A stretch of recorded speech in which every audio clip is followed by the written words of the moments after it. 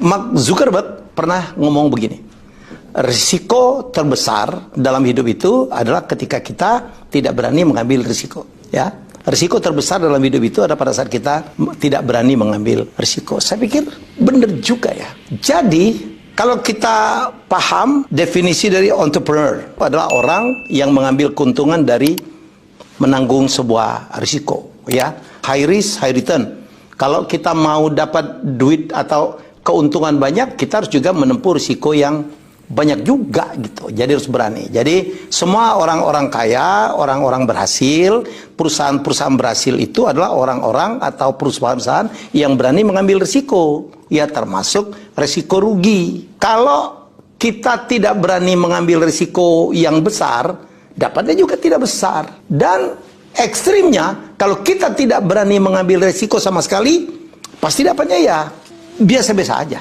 Inilah orang yang bertahun-tahun hidupnya sampai mati tidak berani mengambil risiko. Misalnya dia dari awal sampai akhir itu jadi pegawai aja deh.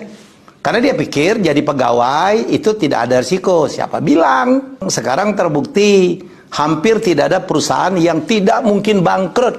Kita terkaget-kaget nih. Ada perusahaan yang kita pikir hebat, bangkrut.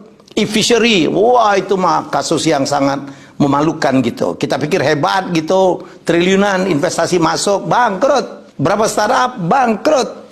Di Amerika sekarang nih, gara-gara Donald Trump gitu, perusahaan-perusahaan tutup, Macy's tutup.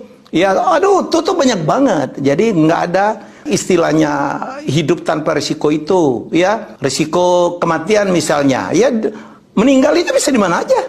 Di tempat tidur aja bisa ketiban Eternit kali. Jadi oleh karena itu ngapain hidup play safe, cari nyaman, cari aman, ngapain? Kalau Anda cari aman, Anda tidak akan dapat apa-apa. Beranilah mengambil risiko, ya. Jadi sekali lagi camkan apa yang dikatakan oleh Mark Zuckerberg bahwa risiko terbesar dalam hidup itu adalah ketika kita memutuskan untuk tidak berani mengambil risiko. Anda mau dapat lebih banyak, Anda mau lebih sukses dari orang lain, Anda mau lebih kaya dari orang lain, beranilah mengambil risiko.